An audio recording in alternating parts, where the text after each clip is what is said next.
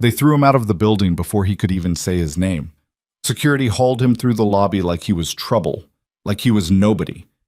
But when his sleeve pulled back and that tattoo surfaced, the woman running one of the most powerful maritime companies in the country went completely still. Because she'd seen that mark before, in her father's handwriting, in a file she was never supposed to find. The man they'd just humiliated in front of everyone, he hadn't come to take something from Hart Maritime. He'd already given them everything, and they'd made sure he got nothing back. If you're new here, subscribe and follow this story all the way to the end. You won't want to miss what happens next. Hit that like button and drop your city or country in the comments. I want to see exactly how far this story travels. The tie was wrong, and Silas Cole knew it before he even got off the bus. He'd borrowed it from his neighbor, Frank, a retired school custodian who'd kept the thing in a Ziploc bag in his closet since 2009. It was navy with thin gold stripes. Not offensive, not embarrassing, just clearly a tie that had belonged to a different era and a different kind of man. Silas had knotted it in the mirror above the bathroom sink in his studio apartment, the kind with water stains around the edges and a crack running through the lower left corner, and he'd thought, it'll be fine. Then he'd thought, who am I kidding? He tucked it inside his jacket anyway. The bus ride from the Declan Flats neighborhood to the financial district took 42 minutes, which was enough time for the morning rush to press him up against a woman holding a paper coffee cup with the lid half off, and a teenager whose earbuds were leaking noise loud enough to follow you into your dreams. Silas stood with one hand on the overhead rail, staring out the window at the city going gray in the early light, and told himself to breathe. He was 44 years old. He'd worked maritime rescue ops for 11 years, first as a deckhand on a coast patrol vessel, then as a team lead, then as an operations coordinator, managing 3 vessel response units in open water. He knew how to read weather systems, how to pull a man off a capsized hull in 8-foot swells, how to keep a team functioning when everything around them was falling apart. He'd done it. He had the scars to prove it, including the one on his left forearm that nobody needed to see today. What he did not have, a college degree, the right kind of last name, or anyone willing to return a voicemail in under 2 weeks. The call from Hart Maritime had come 11 days ago. His phone had buzzed while he was cleaning tables at the Port District Diner, his 3rd job in 18 months, following a short stretch loading cargo manifests for a shipping brokerage that folded, and before that, a season of contract maintenance work on tugboats down at the South Docks. The voicemail was professional, brief, corporate. A woman named Sandra Price from HR asking him to come in for an interview regarding an open coordinator position in maritime operations. He'd listened to it twice standing outside the walk-in cooler with a wet rag in his hand. He hadn't told anyone he was going. Not Frank, not his sister in Beaumont who called on Sundays, not the guys at the diner. He didn't want to explain it to anyone until there was something to explain. Hart Maritime Tower was the kind of building that had been designed to make you feel small before you even walked in. 42 stories of glass and structural steel rising off the harbor waterfront, the company's name in brushed chrome letters above the main entrance, each letter roughly the size of a grown man's torso. The lobby was visible from the street, marble floors, a reception desk that looked like it had been imported from somewhere, a security station manned by 2 uniformed guards. There were potted trees inside the building, actual trees. Silas stood on the sidewalk for a moment, adjusted his jacket, and went in. The security desk was the first checkpoint. A guard, mid-30s, thick through the shoulders, name tag that said Bryce, looked up from his station as Silas approached. "I have an interview," Silas said. "Silas Cole, 10 a.m. with HR, Sandra Price." Bryce typed something, looked at the screen, typed something else. He had the practiced expression of someone who dealt with the public all day and had decided somewhere along the way to make it nobody's problem but theirs. "I'm not showing anything for that name," Bryce said. "It was scheduled 11 days ago. I have the voicemail, if that helps." "I'd need to see your name in the system." Bryce didn't look up from the screen. "You're not in the system." "Can you call up to HR, Sandra Price?" Bryce looked at him then, just briefly, just enough to take in the borrowed tie, The jacket that fit a little loose through the shoulders, the work-roughened hands resting on the desk. Something shifted in his expression. Not hostility exactly, more like a decision that had already been made. "Sir, if you're not in the system, I can't send you up." "I understand that. I'm asking if you can make a phone call to confirm I should be." "I can't tie up the security line for—" "I'm not asking you to tie up anything. One call, 2 minutes." There was a moment. Then Bryce looked past Silas's shoulder and gave a small nod, and Silas heard the second guard moving before he had time to turn around. A hand closed on his upper arm, not violent but definitive, the kind of grip that communicated direction rather than asked for it. "We're going to need you to step outside," the second guard said. His name tag said Dolan. He was younger than Bryce, trying harder to seem like he wasn't. Silas went still. It was a thing he'd learned early in his career. When someone grabs your arm and starts moving you, the worst thing you can do is resist in the wrong way at the wrong moment. You pick your moment. You stay calm until you can afford not to be. "I have an interview," he said, to the lobby in general, to no one in particular. "Sir, I have a 10 o'clock appointment. I drove here." He hadn't driven, but it didn't matter. "I was contacted by your HR department and asked to come in." Dolan kept moving him toward the door. People in the lobby were watching now. A woman in a camel coat near the elevator banks. A young guy in a suit with a lanyard and a coffee cup paused mid-stride. The marble floor threw sound around like a bowl. "You need to take this outside," Dolan said. Quieter now, which somehow made it worse. "I'm not—" Silas pulled his arm back, not hard, just enough to stop the forward motion. "I'm not going anywhere until someone makes a phone call." That was when it went sideways. Dolan moved to regain the hold, and Silas shifted his weight the way he always did without thinking. The maritime reflex, the thing you did on a rocking deck when you needed your balance back fast. It wasn't a threat. It wasn't even close to a threat. But from the outside, from the lobby, from the woman in the camel coat, it probably looked like something else. Bryce was up from the desk. Dolan had both arms now. They walked him to the front doors with the kind of efficiency that said they'd done this before. Not often, but enough. And the doors opened, and then Silas was on the sidewalk in the gray morning air, the building's polished exterior behind him. People on the street already not looking at him, because looking at a man who just got walked out of a building requires something most people have decided they don't have. He straightened his jacket. His left sleeve had gotten pushed up in the whole thing, shoved toward his elbow, the inside of his forearm exposed. He didn't pull it down immediately. He was too busy trying to remember how to stand like a person who hadn't just been handled like an unwanted package in front of a glass lobby. On the 14th floor of Hart Maritime Tower, Vivian Hart was 15 minutes into a meeting she'd been trying to get out of for 3 weeks.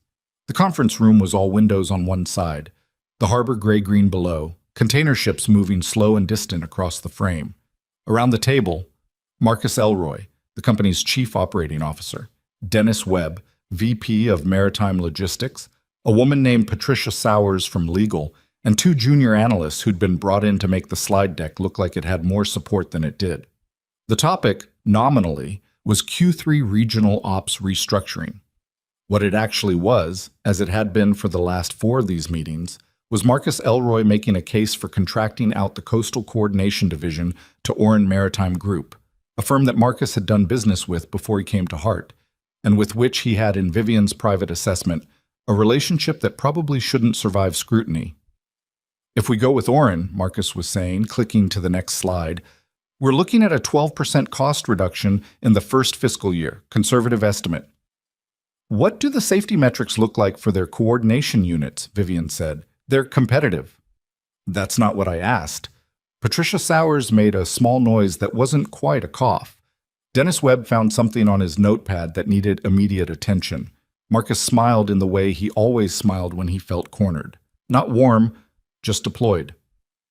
"I can get you the full breakdown before next Thursday.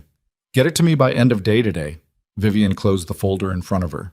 "We're not making a decision on Oren until I've seen their last 5 years of incident reports, not their pitch materials." Before Marcus could answer, her assistant Cleo appeared in the conference room doorway with the expression that meant something was happening and Vivian was going to want to know about it. "I'm sorry to interrupt," Cleo said. "There's a situation downstairs." The situation, as Cleo explained in the elevator, was that a man had come in claiming he had an interview that didn't appear to exist in the system. Security had removed him, and the man was currently standing on the sidewalk in front of the building, which wouldn't have required Vivian's attention, except that one of the lobby employees had called up to Cleo because, and this was the part that Cleo delivered with a kind of careful neutrality, the man was causing a disruption in the lobby experience, which meant someone had made a complaint, someone higher up than Bryce, and now Cleo was trying to figure out how much of this was actually Vivian's problem versus how much was people passing the blame upward until it landed somewhere with authority. Vivian came out through the main lobby doors onto the sidewalk. Silas Cole was standing about 10 feet from the entrance. He was a tall man, lean in the way that suggested the weight had come off at some point and hadn't fully come back, with dark hair going gray at the temples and a jaw that needed another pass with the razor. He had one hand in his jacket pocket, and he was looking at the middle distance with the expression of someone who was very consciously not letting their face show what they were actually thinking. His left sleeve was still pushed up from whatever had happened with the guards. Vivian saw the tattoo. It wasn't large, maybe 4 inches, high on the inside of the forearm. A trident, the tines sharp and symmetrical, with a rope wrapped once around the shaft. She knew that tattoo. She'd seen it in photographs, 3 photographs specifically, in a waterproof envelope she'd found at the bottom of the second drawer of her father's old mahogany desk, the one she hadn't touched for 2 years after he died, and then couldn't stop opening. The photographs were from what her father had called, in the one page of handwritten notes tucked with them, the Kelleran incident. A rescue. A bad one. Off the coast years back during a contracted operations response that had gone sideways in ways that cost people their livelihoods and at least one man his entire career. The trident tattoo was the mark of the Kelleran rescue team, the unit that had gone in when the situation was already past critical. Vivian walked the 10 feet. "I'm Vivian Hart," she said. "I run this company. Can you tell me your name?" He looked at her. He had the eyes of someone who'd learned to read people fast. Not suspicious exactly, but careful, assessing, deciding how much the next 30 seconds was going to cost him. "Silas Cole," he said. "I had an interview this morning, 10 a.m., with HR. Can I ask who contacted you?" "A woman named Sandra Price. I have the voicemail." Vivian looked at his forearm. She couldn't help it. The tattoo was just there, right there, and she was trying to do the math in her head, the years, the age, the timing. And she needed another 3 seconds, and she didn't want to ask him about it on a public sidewalk, which meant she needed to make a decision. "Mr. Cole," she said, "would you come back inside?" He looked at the building, then at her, then at the building again. "I was just walked out," he said, "by 2 guys who didn't want to hear it. I know. I saw that on the lobby feed before I came down." She said it without softening it, because she thought he'd probably respect the honesty more than a polished apology. "I'm asking you to come back in anyway. I want to understand what happened with your interview, and I'd rather do that inside." A beat. On the street behind them, a delivery truck rumbled past. The harbor wind came in off the water and moved the flag on the building next door. "All right," Silas said. He pulled his sleeve down as he walked back toward the entrance, but not before Vivian had gotten a good look. The trident, the rope, the faded edges of old ink on weathered skin, the mark of men who'd gone out in conditions where the smart money said to stay put. Bryce at the security desk looked up when they came back through the doors and had about half a second to figure out from Vivian's expression that he should not say anything, which he managed. Vivian led Silas across the marble lobby, the same marble he'd just been walked out of, the same potted trees, the same ring of eyes from employees who'd watched the earlier scene and were now doing a second read on the situation. She could feel the recalibration happening in the room. She didn't particularly care. She hit the elevator call button and the doors opened immediately. They rode up to the 14th floor without talking. Silas stood with his back straight and his hands clasped in front of him, looking at the elevator doors. Vivian looked at the floor counter and thought about a handwritten note she'd read so many times she could recall the exact shape of her father's lowercase r. The young man who led the water approach, her father had written, did not have to go in. He went in anyway. "I do not think I will ever fully know how to account for that." The elevator opened. "This way." Vivian said. She took him to the small conference room at the end of the hall, not the big one where Marcus Elroy's presentation was still technically in progress. She closed the door. Through the window, the harbor sat wide and cold and gray under the morning overcast, the water moving in that slow, heavy way it moved when the weather was thinking about changing. Silas sat down across from her. He was still watching her the way he'd watched her on the sidewalk, careful, measuring, not unfriendly, but not willing to assume anything either. "Mr. Cole," Vivian said, "how long ago did you work maritime rescue ops?" Something shifted in his face. Not a lot, just a small movement around the eyes, the kind that happened when someone said something they weren't expecting. 11 years, he said. Gave it up about 6 years back. Why'd you leave? He was quiet for a moment. When he answered, his voice was level, the kind of level that takes work to maintain. It left me, he said. There's a difference. Vivian put her hands flat on the table. The harbor was behind her, gray and patient, going all the way to the edge of where the sky came down. I need to ask you something, she said. And I need you to understand I'm not asking to be intrusive. I'm asking because I think the answer matters more than either of us know right now. Silas waited. Were you part of a rescue unit, she said, roughly 15 years ago? A unit operating under a contract response designation, in an incident that took place approximately 40 nautical miles off the coast near the Kelleran Shelf? The silence in the room lasted long enough that Vivian could hear the ventilation system and, faintly, Marcus Elroy's voice still going down the hall. Silas Cole looked at her across the conference table with something in his face she couldn't entirely read. Recognition, maybe, or the thing that lives next to recognition. The thing that comes when someone finally says out loud the name of an event you've been carrying alone for so long that you'd stopped believing anyone else knew it existed. Yeah, he said. His voice was quieter now. I was there. Vivian nodded slowly. She thought about what her father had written. She thought about the photographs, 3 of them, in a waterproof envelope. She thought about the name that appeared in those pages. A name she'd gone looking for, twice, through maritime licensing boards and public records, and had come up empty both times. She thought about the fact that this man had walked into her building this morning looking for work, with a borrowed tie and an appointment that no longer existed in her company's system, and had been walked back out by security before anyone had asked him a single question. Mr. Cole, she said, I think we have a great deal to talk about. The small conference room had a coffee machine on the credenza against the wall, one of those single-cup pod machines that corporations bought because they looked like hospitality without requiring anyone to actually care. Vivian got up and made 2 cups without asking, because Silas Cole looked like a man who hadn't eaten much that morning, and because she needed something to do with her hands while she figured out where to start. She set 1 cup in front of him and sat back down. The interview, she said. Let me deal with that first, because I want you to understand I didn't know it was gone before today. Silas wrapped both hands around the cup. He didn't drink from it immediately, just held it, which told her something about what the morning had already cost him. Someone pulled it from the system? That's what I'm going to find out. She picked up her phone and sent Cleo a message. Pull the HR intake log for the past 2 weeks. All coordinator applications. Flag anything modified after initial entry. She set the phone face down on the table. Sandra Price.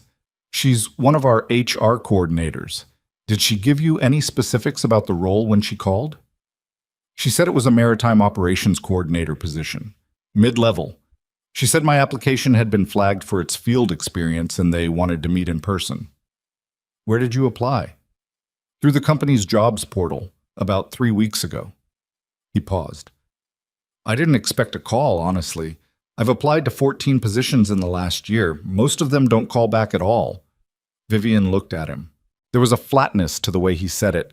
Not self-pity, just the exhaustion of someone who'd been grinding against something unyielding for long enough that they'd stopped expecting it to give. She'd seen that look in people before. She hadn't always known what it meant. What have you been doing? She said. Since maritime ops. Whatever I could find. He said it without decoration. Cargo manifest work, dock maintenance, some contract tugboat work last season. I'm at a diner in Declan right now, cleaning tables mostly, some short order when they're short-handed. The harbor was still there through the window behind her. She didn't look at it. She kept her eyes on him and thought about what her father's notes had said, the young man who led the water approach, and tried to map that onto the man across from her, the one who was gripping a paper coffee cup like it was the most solid thing in his morning. "Mr. Cole," she said, "can I ask you about the Kelleran incident directly?" He looked at the cup. A moment passed. "You can ask," he said. "I don't know what you already know, so I'm not sure where to start." "Start wherever it makes sense to you." He was quiet long enough that she thought he might not answer. Then he set the cup down, sat back, and looked at the window the way people look at things when they're not actually seeing them, when they're looking at something that happened a long time ago that left a mark and never fully closed. "There was a vessel," he said. "Research vessel, privately contracted, operating under a Hart Maritime Support Agreement. It got into trouble on the Kelleran Shelf in bad weather. Structural failure below the waterline, taking water faster than the crew could manage. Standard distress protocol. Our unit got the call." "You were the team lead?" "Operations lead for the water approach. Yeah. We had 2 boats and a 6-person team. The conditions they were bad. 8 to 10-foot swells, visibility down, wind pushing the current sideways. It wasn't a situation where you went in the water voluntarily." He stopped. "But someone had to go in the water, and you did." "Me and one other guy, Decker. He's not in maritime anymore either." Something crossed his face. "We got 3 people off the vessel before it went under. One of them was—" He paused again, differently this time. "One of them was a man named Hart." The room was very quiet. "My father," Vivian said. Silas looked at her. He hadn't known, she realized, hadn't made the connection until this moment. Or maybe he had suspected and hadn't been sure how to navigate it. "I didn't know that until right now," he said carefully. "I knew his name. I didn't know—" He stopped. "I'm sorry about your father. He died 2 years ago. It wasn't the incident. He had a good 14 years after." She said it steadily. "But he wrote about it. That's how I know your name, Mr. Cole. He kept notes about the rescue. He kept photographs. He kept a page of handwriting that I've read so many times I could tell you every word of it from memory." Silas said nothing. His expression had gone somewhere she couldn't fully read. "He wrote that you didn't have to go in," Vivian said. "That the conditions were beyond what protocol required, and that you went in anyway." "Protocol is a floor, not a ceiling," Silas said. "You go to the floor when that's all you've got. That day we had more. What happened after the rescue?" And there it was. The thing she'd been building toward, the thing she needed him to say out loud before she went back through her father's files and through whatever HR's intake logs were going to show her. She needed to hear his version, not because she didn't believe her father's notes, but because she needed to know how much of it Silas himself understood about what had been done to him. He picked up the coffee cup. Drank from it this time. "What happened after," he said, "is that the contracting firm that held our unit's operational agreement, company called Drexler Maritime Solutions, decided that the Kelleran response had been handled improperly. That we'd exceeded our operational mandate by conducting a water approach in those conditions without secondary authorization. Had you?" "No. I had verbal clearance from the unit supervisor on site, which is standard protocol in field conditions when you can't wait for a written order." His jaw tightened slightly. "But the unit supervisor was a Drexler employee. And Drexler had a liability problem because the vessel that went under was operating under a maintenance contract with them, and the structural failure that caused the distress was in a section they'd certified 2 months prior." Vivian put it together. "So they needed someone else to be responsible. They needed someone who'd made an unauthorized call under pressure, someone who could absorb the liability finding, someone who wasn't on their permanent payroll." He said it without anger, which was somehow worse than anger because it meant the anger had burned through a long time ago and left something quieter and harder in its place. "My operational license got suspended pending review. The review took 16 months. By the time it came back cleared, partial clearance, conditions attached, my career was done. No one hires a coordinator who's been through a 16-month regulatory review, regardless of the outcome. The paperwork follows you. And Drexler? Settled the vessel maintenance liability privately. Their supervisor, who gave me verbal clearance, signed a statement saying he hadn't. He got a promotion 8 months later. Silas looked at the window. I know that because Decker looked it up. Decker had more energy for being angry than I did by that point. Vivian's phone buzzed on the table. She flipped it over. Cleo. Log shows the Cole application was modified 9 days ago. Original interview slot deleted and replaced with a no-show notation. The modification was made from Dennis Webb's system credentials. She read it twice. Then she set the phone down and looked at Silas Cole across the table and thought, of course it was Dennis Webb. Webb who'd been in the lobby this morning when she'd come down. Webb who'd gone still and then immediately started looking at his phone when he saw her walking Silas back inside. Mr. Cole, she said, I'm going to need about an hour. I'm going to ask you to wait, and I understand if that feels like more of the same. Being told to hold on, being managed, but I'm asking anyway. He looked at her steadily. What are you going to do in an hour? I'm going to pull my father's files, and I'm going to have a conversation with someone in this building that is going to be uncomfortable for everyone involved, including me. She paused. And after that, I'm going to need you to still be here. He considered that. I'll be here, he said. Her father's office was on the 38th floor and had been locked since the week after the funeral. Not officially, not permanently, just locked in the way that things get locked when nobody wants to be the person who decides what happens to them next. Vivian had a key. She'd had one for 2 years and used it maybe 5 times, each time feeling like she was walking into somewhere she hadn't been invited, even though it was, technically, her building.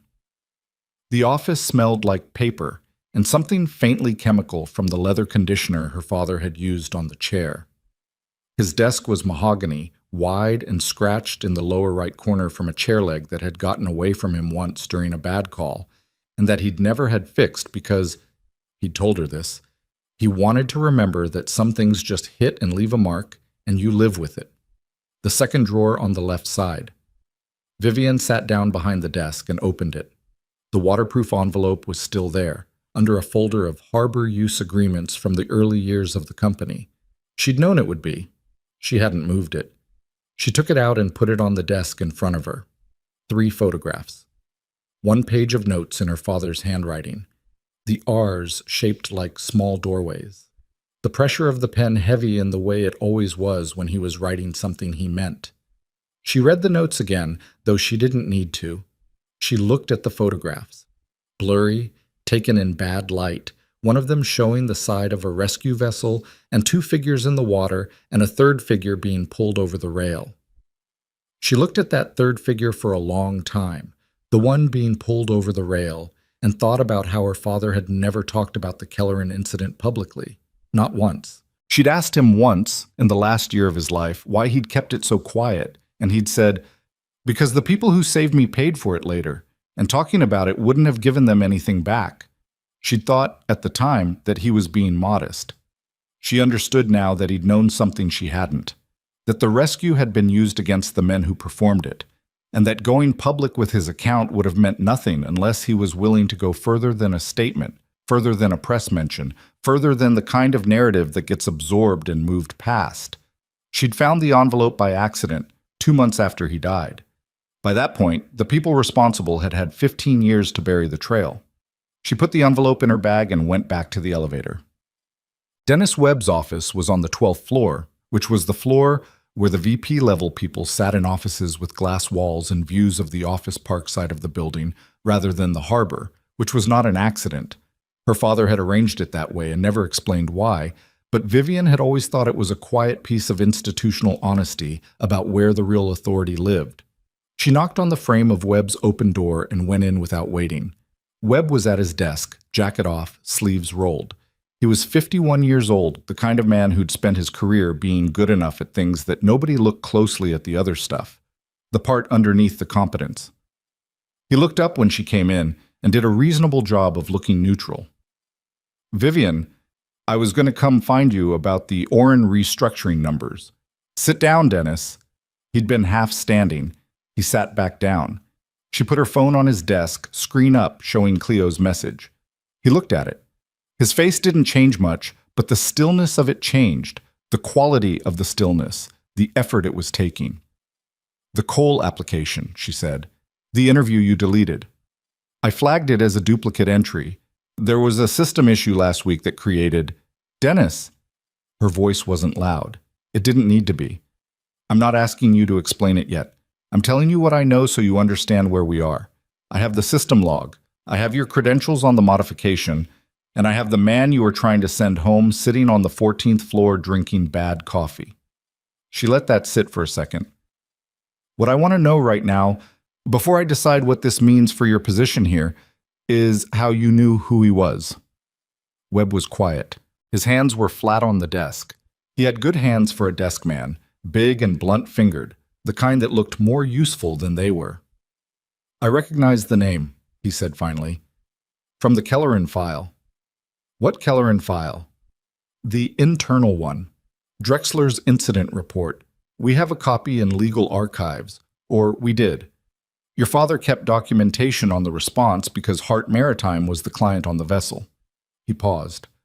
Silas Cole's name is in that report, as the operative whose license suspension triggered the liability review. Which means you knew exactly who he was when his application came in. I knew he'd been involved in a regulatory action. You knew he'd been scapegoated for a Drexler liability problem, Vivian said. There's a difference, and I think you know that too. She looked at him. Did Marcus ask you to pull the interview? Something moved across Webb's face, fast, controlled, but there. She'd landed on the right thing. This was your call? She said. Not Marcus? I made a judgment, Webb said, that bringing someone with that kind of regulatory history into an operations role, he was cleared. 16 months later, the review came back clean. With conditions attached. The conditions were boilerplate, 2 years of supervised operation, which he fulfilled before the industry locked him out anyway. She picked up her phone. You made a judgment that a man with a complicated history on his paperwork shouldn't be given the opportunity to explain himself in person, and you made that judgment and then deleted the record of it so that no one would know it had been made. Webb didn't say anything. Pull up the Kelleran archive file, she said. Legal archives, you said. Vivian, right now, Dennis, I want to see what we have. The legal archives on the 3rd floor were managed by a woman named Harriet, who'd been with the company since before Vivian was born, and who treated the archive room with the kind of quiet authority that came from being the only person who reliably knew where anything was. Vivian went down with Webb, who had stopped trying to manage the situation and was now simply complying in the way that men comply when they've decided the math has turned against them. Harriet found the Kelleran file in 11 minutes. It was a physical file, not digital. Her father's era, transferred to the archive when the company migrated its record system in 2017. Vivian took it to the small table in the archive room and opened it. It was thicker than she expected. Drexler's incident report was there, 40 pages, dense with operational language and liability framing, the kind of document that was designed to look thorough while ensuring that the conclusions were baked into the structure from the first paragraph. Silas Cole's name appeared 14 times. His verbal clearance from the supervising officer appeared exactly once, in a subordinate clause buried in a footnote on page 31, and was characterized as alleged authorization that could not be independently verified. Attached behind the Drexler report was a separate document, thinner, 6 pages, handwritten in some parts and typed in others. Hart Maritime's own internal account of the incident, compiled by her father. Vivian had not known this document existed. It was not in the envelope upstairs. This was something her father had written and filed here, and apparently never mentioned to anyone. She read it. It took her 12 minutes. She read slowly, because her father's handwriting was dense, and because some of what he'd written required her to stop and breathe for a moment before she could continue. Her father's account named the supervisor who had given Silas verbal clearance. It named him clearly, with a full name, and characterized his statement to Drexler's review board as contradicting what he had told the rescue team on site. Her father had spoken with a member of the rescue team, not Silas, someone else, one of the other three from the water approach. Within a week of the incident, before the review process had concluded, and that person had provided details that matched Silas's account in every verifiable particular. Her father had written, near the end, "I have debated whether to submit this account to the review board directly. I have decided not to because I am not confident it would reach the outcome I believe it warrants, and a failed intervention may cause more damage to the operative's position than silence. I am filing this here.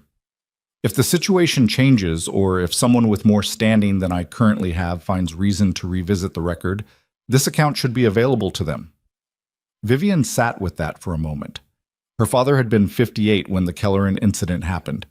He'd been running Hart Maritime for 9 years, but the maritime contracting world was Drexler's territory, not his, and he'd known that going up against them directly, a client company challenging a contractor's official incident report, would have resulted in a protracted dispute that his lawyers would have told him to avoid. He'd done the thing that careful, complicated men sometimes do when they know the right thing and also know the cost. He'd preserved the evidence and waited for a moment that didn't come in his lifetime. She closed the file. Dennis Webb was standing against the wall with his hands in his pockets, watching her. "You knew this file was here," she said. "I knew the archive had Kelleran documentation," he said. "I hadn't read your father's addendum." She looked at him for a long moment. She believed the second part. She wasn't sure about the first. "I need you to stay available today," she said. "Don't make any calls, don't message Marcus or anyone else about this conversation, and don't leave the building without telling me first." She picked up the file. "I mean all of that, Dennis. Every word of it." She took the archive file and went back to the elevator, and she thought about Silas Cole sitting on the 14th floor, still waiting, still not knowing that his own vindication had been sitting in a cardboard folder in this building's basement for 15 years, filed by the man he'd pulled out of the water, kept safe by someone who hadn't lived long enough to do anything more useful with it than keep it safe. She thought about what it was going to feel like to tell him. She thought about the harbor, the gray water, the current that ran along the Kelleran shelf, and she thought about what her father had written in the very last line of his account, the line she hadn't let herself read in front of Dennis Webb. Whatever comes of this, the record should show that Silas Cole acted with the kind of integrity that most people spend their careers claiming to have and rarely demonstrate. He went into that water for strangers. Whatever this company can do, when the time comes, it should do. The elevator doors opened on the 14th floor. Vivian walked back to the small conference room. Silas was still there. He'd moved his chair slightly, angling it toward the window, and he was looking out at the harbor. The same gray water, the same container ships moving slow and distant. He turned when she came in. She set her father's file on the table between them. She put her father's envelope on top of it. She didn't soften it. She didn't build up to it with careful language. She just said, "My father wrote down everything. He wrote down what happened, what was done to you afterward, and what he believed about both. He filed it in our legal archive 15 years ago, and it's been sitting there since." Silas looked at the file. He didn't touch it. His face had gone very still, the way faces go still when someone is trying to process something that is almost too large to move through all at once. "He wrote it down," Silas said. "Yes. And nobody pulled it. Nobody used it. He filed it, and then he was careful in the way people are careful when they don't want to make things worse, and then he ran out of time." She paused. "I'm sorry. I know that doesn't cover it." Silas put his hand flat on the table, not on the file, just next to it. He looked at the harbor. The container ships moved. The light was shifting toward midday. "I looked for him," Silas said. His voice was quieter now, different in texture. "After the review came back, I wasn't looking for anything from him. I just wanted to know he was all right. I found an article about Hart Maritime expanding into Pacific routing, and there was a photograph of him in it. He looked fine. I figured that was enough." He stopped. "I didn't know he remembered." "He remembered," Vivian said. "Everything." The ventilation system ran. Outside, the harbor did what harbors do. It kept moving, indifferent and enormous, the water going where it went regardless of what people were doing with their lives at its edge. Silas picked up the coffee cup. It had gone cold, but he drank from it anyway, the way people do when they need something in their hands to be doing something with. "What happens now?" he said. Vivian looked at her father's file. She thought about Marcus Elroy still running his Orin Maritime pitch somewhere in this building. She thought about Dennis Webb in his glass-walled office with the wrong view. She thought about a lobby with marble floors and 2 guards who'd grabbed a man by the arm because he didn't look like he belonged. "Now," she said, "I make some decisions that I should have been in a position to make a long time ago, and I'm going to need you to be willing to let me do that." Silas set the cup down. He looked at her with those careful eyes, the ones that assessed and measured and had clearly been burned enough times to stay cautious. "I'm listening," he said. What Vivian needed first was 2 hours, and she used them the way she used most things when she was working through something that mattered, methodically, without announcing the plan until the plan was ready to be announced. She started with Cleo. Cleo Marsh had been her assistant for 4 years and had survived 3 rounds of executive turnover, 2 restructuring initiatives, and 1 period during which Vivian had been difficult to work for in ways she'd later acknowledged without quite apologizing for. Cleo was 31, organized in the way that suggested she'd been organizing things since before anyone asked her to, and she had the useful quality of understanding which conversations required discretion without being told. Vivian sat across from Cleo at the small desk outside her office and laid out what she needed. Not everything. Not the full weight of the archive file. Not her father's handwriting. Not the specific shape of what she was going to do. Just the operational pieces. A company-wide gathering in the main lobby, 2 p.m., framed as an all-hands address. Attendance expected from all building staff, including executive floor. She wanted it communicated as coming from her office directly, not through the department heads. "How much notice do people need?" Cleo said. 3 hours. That's what they're getting." Cleo wrote it down. Marcus is going to push back. He's got the Orin follow-up call at 2:30. "Marcus can reschedule the Orin call." Vivian said it without particular emphasis. "Actually, don't tell Marcus. Let the general notice go out and let him find out with everyone else." Cleo looked up. It was a brief look, calibrated. The look of someone who understood that the instruction meant something beyond scheduling logistics. "All right," Cleo said, and wrote that down too. The second thing Vivian did was call Patricia Sowers in legal. Patricia was 55, careful, and had a way of speaking in full sentences even under pressure that Vivian had always found steadying. She'd been the one who'd helped Vivian navigate the estate paperwork after her father died, and she'd done it without adding to the emotional weight of the process, which was its own form of competence. Vivian told her about the archive file. She read her 3 passages from her father's addendum over the phone, the ones that named the supervisor, characterized the statement to the review board, and described the corroborating account from the rescue team member. She told Patricia that she needed a legal read today on what the file meant in terms of the company's liability exposure, not toward Silas Cole, but toward what had been done to him using documentation that Hart Maritime had possessed and never submitted. Patricia was quiet for a moment after Vivian finished. "Your father made a deliberate decision not to submit it to the review board," Patricia said. "Yes. And now you're going to submit it." "I'm going to make it part of the public record," Vivian said. "That's different from submitting it to a board that no longer exists." Another pause. "Give me 90 minutes, Patricia said. "Don't do anything with the file until I've read it myself." "You have until 1:30. She spent the next 40 minutes in the executive conference room on the 14th floor. The big one, the one with Marcus's presentation materials still on the side table, going through the Drexler incident report page by page with a legal pad, marking the places where the language was engineered rather than descriptive. There were more of them than she'd expected. The report had been written by people who were good at what they did, and what they did was construct a narrative that looked thorough while foreclosing the questions that would have opened into something they didn't want opened. It was not a crude document. That was the thing that kept catching her.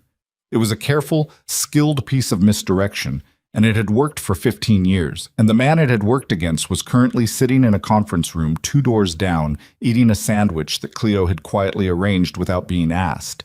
She went to check on him once, briefly, around noon. He was at the window with the sandwich half-eaten on the table beside him, looking out at the harbor the same way he'd been looking at it earlier. He turned when she came in. "I'm not going anywhere," he said. "You don't need to check." "I know." She looked at him. "I wanted to make sure you had food. Your assistant is extremely efficient." "She's the best person in this building. I don't tell her that enough." Vivian glanced at her father's file, still on the table. "There's going to be something happening at 2 o'clock. I'd like you to be part of it." "What kind of something?" "The kind where people find out what they should have known a long time ago." She met his eyes. "I'm not going to put you through anything without your agreement, but I want you to hear it directly from me before it happens." He looked at her the way he'd been looking at her all morning, measuring, careful, not quite trusting but not dismissing either. It was the look of a man who'd been told things before by people with authority, and had learned that authority and intention were not the same variable. "What exactly are you planning?" he said. So she told him, not in broad strokes. She told him specifically. The lobby gathering, who would be there, what she intended to say, what documents she intended to show. She told him about his own name in her father's addendum and what her father had written about him in the final lines. She watched his face while she told him that part, and she watched it do the thing faces do when something lands that was not expected. Not a dramatic reaction, not breaking down, just a kind of shift in the quality of stillness, like a room when the barometric pressure changes. He was quiet for a moment when she finished. "You don't have to make it a public thing," he said. "You could handle it internally, paperwork, correction of record. I'm not asking for a scene." "I know you're not." She sat down across from him, not behind the table, but in the chair beside it, which was a different thing. "But the scene already happened, Mr. Cole. This morning, in the lobby, with everyone watching. What I'm proposing isn't adding a scene. It's answering the one that already occurred." She paused. "The people who watched you get walked out of here this morning, they formed a conclusion. I want them to have the information they needed to form a different one." He looked at the table. He looked at his hands. They were scarred across the knuckles in the minor way that came from years of rope and metal and cold water, and not from anything dramatic, just from sustained use. "All right," he said. He said it the same way he'd said it on the sidewalk. Not warmly, not with relief, just as a word that committed him to something he'd decided to trust marginally, more than the alternative. Oh, at 1:15, Patricia Sowers came to Vivian's office with a yellow legal pad covered in her own careful handwriting and a look that said she'd used the 90 minutes completely. She sat down. She put the legal pad on Vivian's desk. "The file is solid," she said. "Your father's account is corroborated in the specific claims by the Drexler report itself, not the conclusions of the report, but the factual narrative it contains, which actually supports your father's version more than it supports Drexler's characterization." She tapped the pad. The supervisor, Rowan Cates, gave a statement to the review board that the verbal clearance for water approach was never issued. Your father's account names him saying the opposite, on the evening of the rescue, in front of 2 witnesses. One of those witnesses is identifiable through the rescue team manifest. Is Kate still findable? He retired from maritime operations in 2019. He's not unreachable. Patricia looked at her steadily. "Vivian, I want to be clear about the legal exposure here. Hart Maritime's liability is limited because your father was acting as a private individual when he compiled his account. He filed it in company archives, but it wasn't submitted as a formal company position. What you're doing today in the lobby is going to constitute a company action. We should be precise about what we're claiming and what we're characterizing." "I'm not claiming anything that isn't in those documents," Vivian said. "I know. I'm saying be precise. Let the documents do the talking. Don't overreach in your characterization of what they prove. They prove enough on their own." Patricia sat back. "And you need to be prepared for the possibility that Marcus Elroy is going to know what this means before you finish talking." "I'm counting on it," Vivian said. Patricia looked at her for a moment longer. "Your father would have done this," she said. "He just never figured out how." He figured out how. He ran out of time. Vivian picked up the file. Help me put together what I'm going to show them. By 1:50, the lobby of Hart Maritime Tower was doing the particular kind of filling up that happened when people weren't entirely sure what they'd been called down for. Staff from the upper floors came in clusters, some in jackets, some still with lanyards and coffee cups, some clearly having been pulled from meetings. The lobby's marble floor, which had been mostly empty that morning when 2 security guards walked Silas Cole out through the front doors, was now holding somewhere around 200 people who'd arranged themselves in the loose, uncertain configuration of an audience that hadn't been told what kind of show to expect. Vivian watched from the mezzanine level. She could see Marcus Elroy near the back, by the far pillar. He'd come in 3 minutes ago with Dennis Webb, which told her that Webb had, despite her instruction, found a way to tell Marcus something. Not everything, probably, but enough. Marcus had his arms crossed and was scanning the room with the particular expression of a man who was trying to look unconcerned in a situation that was making him very concerned. Webb was standing slightly behind him, which was itself a kind of information. Bryce and Dolan were at the security desk, which was where they should be. They looked uncomfortable in the specific way of people who'd done their job correctly by the rules they'd been given and were now sensing that the rules themselves were going to be re-examined. Sandra Price from HR was near the reception desk, which Vivian noticed because Sandra was the person who had called Silas Cole 11 days ago and set this whole chain of events in motion by doing something as simple as looking at an application and thinking, this person is worth a conversation. Silas was not in the lobby. He was in the elevator vestibule on the 2nd floor, Vivian's instruction, because she hadn't wanted him standing in the lobby waiting while people filtered in and looked at him with the same eyes they'd used this morning when he was being walked out. He'd be coming down when she called for him, and not before. She looked at the lobby for another 30 seconds. Then she walked to the mezzanine railing and she let the room come to quiet. It took about 20 seconds. People saw her, registered the fact that she was at the railing rather than behind a podium or on a raised platform, and quieted in the way that crowds quiet when something is clearly about to begin and they don't entirely know what. I'm not going to take a lot of your time, Vivian said. Her voice carried well in the marble space. Her father had told her once that he'd chosen the lobby dimensions partly for this, that a company's leadership should be able to speak to its people without a microphone, that a room with a microphone was already admitting that the distance was too great. But I need to talk to you about what happened in this room this morning, and I need to do it in this room specifically, because that's where it happened and because I think it matters where things get corrected. The room was quiet. She could see people looking at each other briefly, just briefly, the quick sidelong check that meant, "Do you know what this is about?"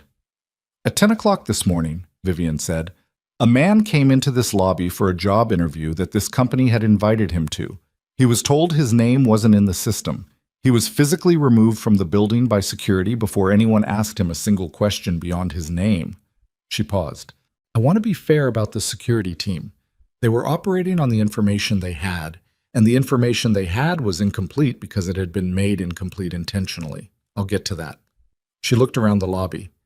The man who was removed from this building is someone that most of you walked past this morning without knowing who he was. I didn't know who he was either until I saw something on his forearm that I recognized from my father's files. She looked down at the folder in her hands. My father founded this company. A lot of you know that. What most of you don't know, what I didn't fully know until today, is that there's a chapter of this company's history that was deliberately buried, and that the burying of it destroyed a man's career and left him spending the last 15 years working whatever jobs he could find because the maritime industry had effectively closed its doors to him. She opened the folder. I'm going to tell you what that chapter is, and then I'm going to show you the documentation, and then the man himself is going to walk into this lobby, the same lobby he was walked out of this morning, and I'd like you to understand who you're looking at when he does. She told them about Kelleran. She didn't use operational language or regulatory terminology. She told it the way her father had written it. In plain description, the weather conditions, the vessel going under, the rescue team that had gone in the water when the conditions said they shouldn't have had to. She said Silas Cole's name. She said what he'd done. She said what had been done to him afterward. And she used the word deliberately once and let it sit without elaborating, because the documentation was going to elaborate for her. She held up the pages. She read, verbatim, the critical passage from the Drexler incident report, the footnote on page 31, the alleged authorization language, the way the verbal clearance had been technically acknowledged and then structurally dismissed.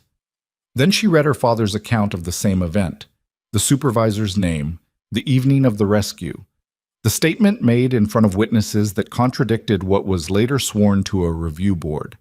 The lobby was very quiet. She looked up.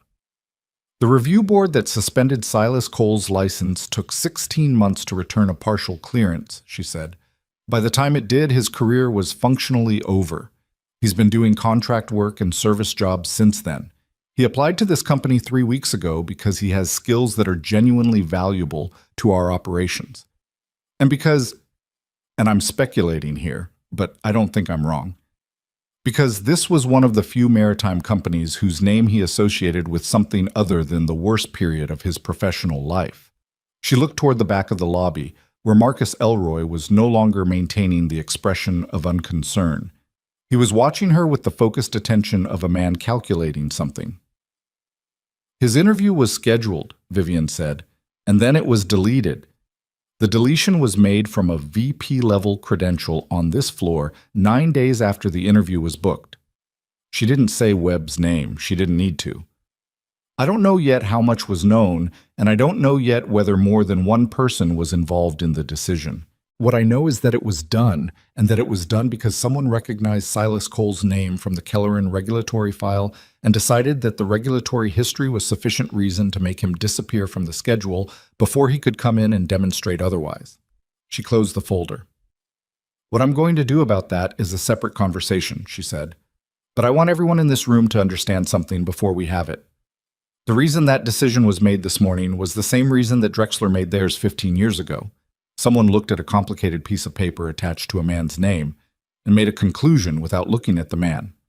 And the man they didn't look at spent the better part of his adult life trying to recover from the conclusions people made about him before they asked him a single question. She looked at Cleo, who was standing near the elevator vestibule entrance. Cleo moved. The elevator doors opened on the far side of the lobby. Silas Cole walked out. He walked the same way he'd walked back into the building earlier that morning, straight, measured, a little careful in the way of someone who was not fully certain of the ground they were walking on. He was still in the jacket with the borrowed tie. He hadn't changed. He still looked like what he was, a man who'd ridden the bus to a job interview and gotten more than he bargained for before 10 in the morning. He stopped at the edge of the gathered crowd. People turned. 200 people, give or take, looking at one man in a borrowed tie in the same marble lobby where they'd watched him get walked to the door a few hours before. Vivian watched from the mezzanine. She watched the room do the thing rooms did when information arrived that rearranged the landscape. Not a dramatic shift, not applause or murmur, just a subtle collective recalibration. The kind that happened in the face and the posture before it showed up anywhere else. She could see it moving through the lobby the way weather moved across open water. Not fast, but unmistakable. Sandra Price, near the reception desk, had one hand over her mouth. Not crying, just holding something in. Bryce, at the security station, was looking at Silas Cole with an expression that was not easy to read. Not guilt exactly, but the specific discomfort of a person who had done their job correctly by the information they'd been given and was now in the process of understanding that the information had been engineered, which was a different kind of culpability and also a different kind of hurt. Silas looked around the lobby. He didn't look up at Vivian on the mezzanine. He looked at the room, at the marble floor, at the people who were looking at him, and his face was doing the same thing it had done in the conference room when she'd told him about her father's notes. That particular stillness, the pressurized kind. She came down the mezzanine stairs. She walked across the lobby floor, and she stopped next to him, not behind him, not in front of him, beside him. "This is Silas Cole," she said to the room. Not loudly. The marble carried it. "He came here this morning for a job interview. I'd like him to stay." She looked at Marcus Elroy. Marcus was no longer calculating. He'd reached whatever conclusion the calculation had produced and was now standing with his arms uncrossed and his face composed in the manner of a man who had decided that composure, was the only asset he had left and intended to spend it carefully. "Marcus," Vivian said, his name in the room, across the room, publicly. It had a weight to it that private conversations didn't have. "I'd like you to come forward." The lobby went, if possible, quieter than it had already been. Quieter in the specific way of people who were no longer uncertain what kind of gathering this was. Marcus came forward. He walked with the deliberate ease of a man who'd been navigating corporate rooms his whole career and knew that the worst thing you could do in any of them was appear to lose your footing. He stopped about 6 feet from where Vivian and Silas were standing. "I want to give you the opportunity to say something," Vivian said. "Not to me, to him." Marcus looked at Silas. Silas looked back at him without expression. Not hostile, just steady, the way a man looks at something he's been waiting a long time to see and has rehearsed being calm about. There was a pause long enough to be uncomfortable. "I didn't personally make the decision about the interview," Marcus said. "I know that," Vivian said. "What I'm asking is whether you want to say something about the situation. Not the decision, the situation." Another pause. Marcus was smart enough to understand what she was actually offering him, which was a sliver of something. Acknowledgement, maybe, or just the record showing that he'd not been completely silent at the moment when silence was the worst choice. "I'm sorry," Marcus said. He said it to Silas. It was 2 words, and it wasn't enough, and they both knew it. And Silas's face registered that knowledge without any of the satisfaction that should have come with an apology from a man like Marcus Elroy. Because apologies from people in Marcus's position, in rooms like this one, with an audience, had a specific quality to them. They were issued toward the outcome, not toward the person. Silas had received enough of them over the years to know the difference. He nodded. It was a small nod, sufficient without being gracious, which was the correct amount. Vivian looked at Dennis Webb, who was still near the back pillar. Webb met her eyes. He didn't move forward. She hadn't asked him to, not yet. And she let him stay where he was for now because what she needed from Webb was going to require a different kind of conversation and a different kind of room. "I want to say one more thing," Vivian said to the lobby, "and then we're going to let people get back to their day." She looked at the room, the analysts, the operations staff, the HR people, the coordinators and department assistants and facilities crew who made up the majority of the 200 people currently standing on marble floors looking at her. "The reason I'm doing this here, in this lobby, is because this is where it happened. And I want everyone who was here this morning, who watched what happened, who went back to their desk and processed it the way you process these things, as something that occurred in a lobby that wasn't your business. I want you to understand that it was your business. Not because you did something wrong, but because the only way these things keep working, the small corruptions, the paperwork buried in archive drawers, the applications that disappear from systems, the only way they keep working is if the people who witness them treat them as someone else's problem." She looked around the room. They're not someone else's problem. They're the company's problem, which means they're yours. And if you see something in this building that looks like what was done to this man this morning or 15 years ago, I am telling you directly, it is your business to say so. She looked at Silas. He was looking at her with an expression she couldn't quite name. Not gratitude. She didn't think it was gratitude. Not exactly. It was something closer to the look of a person who has been carrying something heavy alone for a very long time and has just had someone else put their hands on it, not to take it away, but just to acknowledge its weight, which is not the same thing as relief, but is related to it. She turned back to the room. "Thank you for coming down," she said, which was a slight absurdity since they hadn't had much choice, but she said it because it was the kind of thing you said when you were trying to return a room to something functional. "You can go back to work." The lobby began to dissolve. Slowly, the way lobbies dissolved when people were processing something and needed motion as a mechanism for doing it. In clusters, in pairs, people moved toward the elevators, toward the stairwells, past the security desk where Bryce was studiously looking at something on his screen that was probably not very interesting. Sandra Price walked past on the way to the elevator and she stopped, just stopped, in front of Silas. And she said, "I'm the one who called you. I'm glad you came in." "Me too," Silas said. His voice was slightly rough. "Thank you for making the call." She nodded and kept walking. Marcus was already gone, had moved toward the elevator during the dispersal, which was what Vivian had expected. There was going to be a conversation with Marcus, but it was going to happen in a different room, with legal present, and it was going to be a conversation about his future at this company rather than about the past, because those were two separate problems, and Vivian had learned from watching her father that mixing them was a way to lose both. The lobby was mostly empty now. Vivian and Silas stood in it the way people stood in spaces after events, slightly awkward with the aftermath, uncertain of the transition from what just happened to what comes next. Silas looked around at the marble floor, the high ceiling, the potted trees in the corners. It was the same room it had been this morning when he'd been walked across it toward the door. Same floor, same light, same building. "I didn't expect any of that," he said.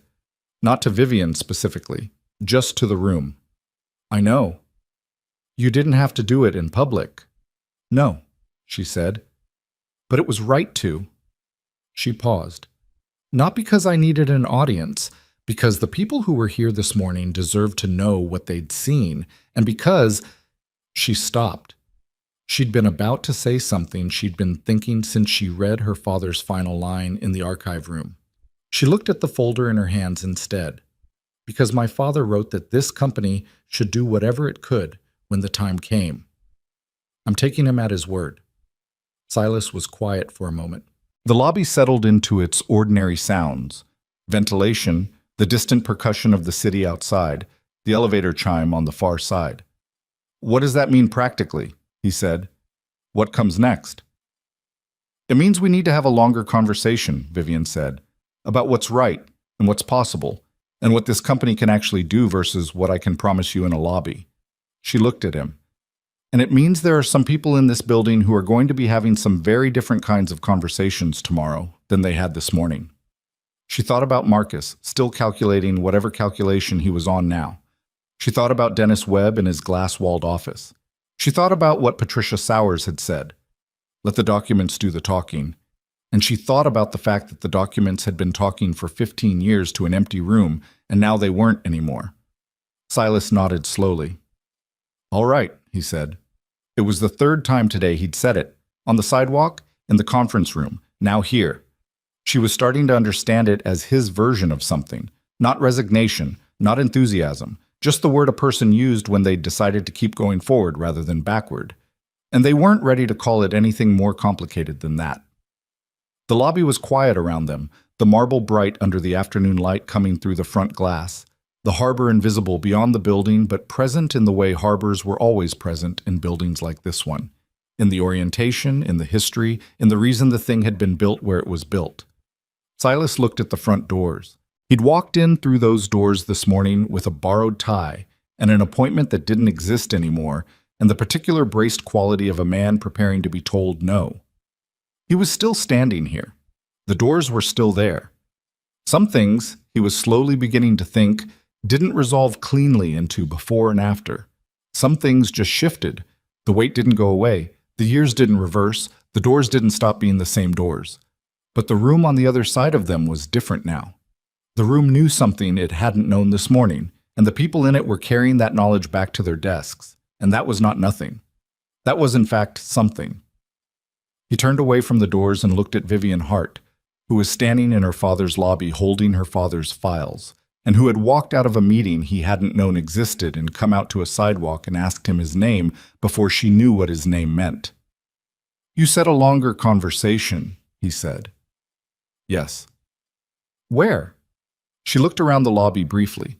Then she looked at the elevator. "Upstairs," she said. "There's a lot more to go through, and I think we should probably start from the beginning." The elevator ride up to the 34th floor was quiet in the way that elevator rides were quiet after significant things had just happened. Not uncomfortable, just full. The kind of silence two people share when they've both been through something and haven't yet figured out what to do with the residue of it. Vivian had chosen the 34th floor conference room deliberately, not the 14th, where they'd spent the morning, not the executive suite on 38, which was her father's territory in ways that still felt complicated. The 34th had a room she used for conversations she wanted to be serious without being ceremonial. A rectangular table, 8 chairs, a window that looked out over the harbor at an angle that showed more water than building.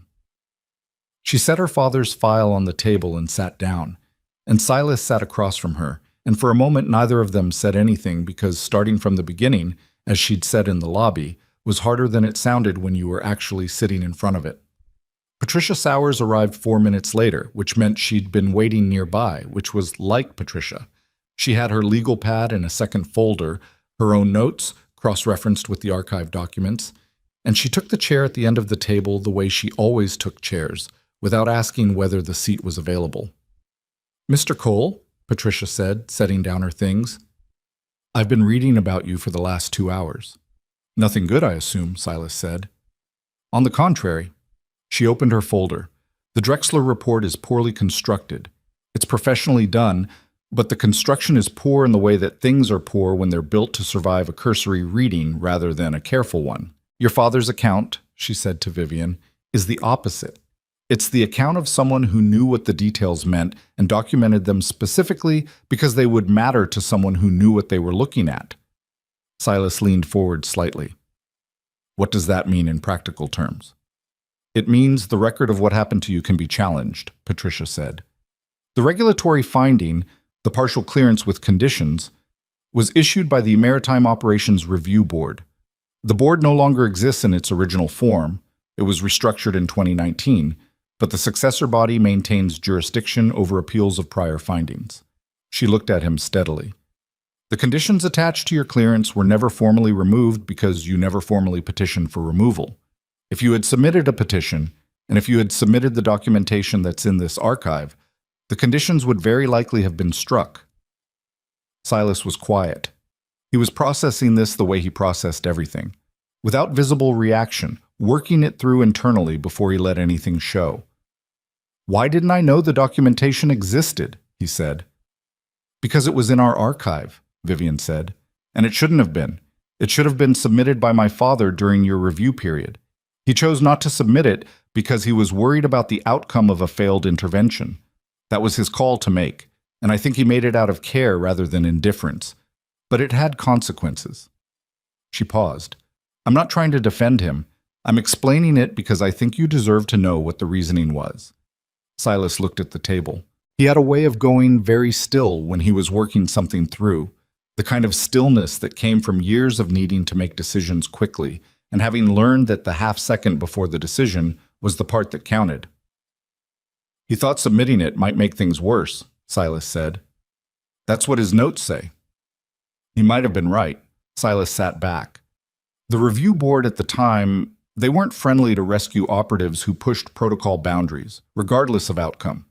If Hart Maritime submitted a document supporting my account, and the board still found against me, that would have looked like powerful people trying to protect someone and failing, which in maritime regulatory circles in those days meant you were done. He looked at Vivian. "I'm not saying what he did was right. I'm saying the calculus was real." "I know," Vivian said. And the thing was, she did know. She'd sat with her father's notes long enough to understand that he hadn't been cowardly. He'd been caught between two kinds of risk and had chosen the less visible one, the one that left the door open instead of slamming it, and then time had run out before he could walk back through it. Patricia set down her pen. "I've drafted a preliminary petition for submission to the successor review body," she said. "It's a document, not a commitment. I want you to read it and tell me if there's anything in your own account of the Kelleran incident that needs to be added or corrected before we file anything." She pushed a stack of pages across to Silas. He picked them up and read, not quickly. He turned pages. He stopped twice, once, for a long time, on what Vivian suspected was the section that reproduced her father's account verbatim. When he set them down, he didn't immediately say anything. "The other witness," he said finally. "The one your father talked to. The rescue team member who corroborated the verbal clearance." "Yes," Patricia said. "That would be Decker." He said the name with a particular quality. Not quite fondness, not quite something else. "Ray Decker. He left Maritime in 2015. He's in Port Lennox, I think, doing boat maintenance work. Can you reach him?" "Haven't talked to him in about 3 years." He paused. "We didn't stay in close contact. Things got difficult between us after the review. He blamed himself for not speaking up more during the process, and I got tired of telling him it wasn't his fault. And eventually we just didn't talk. He put the petition pages down. But I can find him. If he's willing to provide a formal statement, it strengthens the petition substantially, Patricia said. Combined with your father's account and the inconsistencies in the Drexler report itself, we have a reasonable evidentiary basis. What's the realistic outcome? Silas said. He asked it directly, looking at Patricia rather than Vivian, which told Vivian he was treating it as a legal question rather than an emotional one and wanted a legal answer. The conditions are struck from the clearance record, Patricia said. The partial notation becomes a full clearance with no conditions. That doesn't restore the years. It doesn't undo what the regulatory cloud did to your professional standing in the period when it would have mattered most. But it corrects the record. She paused. Which matters for what Vivian wants to discuss with you next. Silas looked at Vivian. She had been sitting with her hands flat on the table listening, and now she straightened slightly and looked back at him the way she'd been looking at him all day, directly, without the managing quality that most people in her position brought to difficult conversations, the softening and hedging that was supposed to make things easier but mostly just made them longer. I'd like to offer you a position, she said. He was quiet. Not the coordinator role you applied for, she said. That position is mid-level, and mid-level is not where your experience and judgment belong. I want to create a Director of Maritime Safety Operations role. It doesn't currently exist at this company. We have safety protocols, we have compliance staff, but we don't have a dedicated senior-level position that sits at the operational leadership table and is specifically responsible for field safety standards and incident response protocols. She paused. That's a gap in how we're structured, and it's the kind of gap that causes the kind of problems that caused the Kelleran incident in the first place. Contractors operating with insufficient oversight, safety certifications passing through too fast, response protocols that look correct on paper and fail in the field. Silas was very still. You want to give me a senior executive role in, he said. Not a question exactly, more like a statement he was testing the weight of. I want to put the right person in a role that this company needs, she said. You happen to be that person. Those aren't separate things. I've been cleaning tables, he said, for 14 months. I know that. I don't have a degree. I have an operational license with 15-year-old conditions attached to it that we're hoping to have removed by a regulatory body that may or may not. The petition is solid, Patricia said without apology. And the position doesn't require a degree. It requires field experience, protocol expertise, and the specific kind of judgment that you have demonstrated, including the judgment to go into the water when going into the water was the right call, and to stand by that decision for 15 years while everyone with more institutional power than you said otherwise. She paused. That's not a quality we can hire out of a graduate program. Silas put his hands flat on the table. He looked at them for a moment, the scarred knuckles, the broad palms, the left forearm, where the tattoo was invisible, under his sleeve, but present in the way things were present that had been part of you long enough to just be part of you. I need to understand what I'd actually be doing, he said, not the title. What does the work look like? And that was the right question, which was itself information. Vivian had offered things to people before, promotions, lateral shifts, opportunities, and the ones who asked about the title first were a different kind of person than the ones who asked about the work. Silas had asked about the work. So she told him. She spent 40 minutes laying it out. The company's current safety infrastructure, where the gaps were, what the regulatory requirements looked like versus what the actual field conditions were, the contracting relationships that needed review, the incident response protocols that hadn't been updated since before her father's time. She told him about the Oran Maritime Group proposal that Marcus Elroy had been pushing and what her concerns were about it, and why she needed someone at the leadership table who understood the field well enough to challenge the numbers when the numbers were being used to tell a story rather than to report one. Silas listened without interrupting. Occasionally he asked a clarifying question, not the kind that filled silence, but the kind that came from someone who had heard a gap and wanted it addressed. He asked about the contracting oversight structure, about how incident reports were currently reviewed, about whether field coordinators had direct reporting lines to leadership, or whether everything went through department heads. By the time she finished, the harbor light through the window had shifted. It was past 4 o'clock. "Marcus Elroy," Silas said. "Where does he stand after today?" It was a sharp question, and she appreciated it. "That depends on what the next conversation with him looks like," she said. "He's been here 8 years. He's competent at certain things. What he did with the Oren proposal, building a business case around a contractor relationship that predates his employment here, that's something I need to examine carefully, and Patricia is already on it." She looked at her hands briefly. "What I can tell you is that the person who ends up sitting at the leadership table isn't going to be someone who sees the Oren proposal as a good idea, regardless of what the cost reduction numbers look like on a slide." Silas nodded slowly. "And Dennis Webb?" "Dennis is going to be given the opportunity to resign before the end of this week," Vivian said. "The credential modification is documented. He knew who you were and made a unilateral decision to erase you from the process. That's not a performance issue.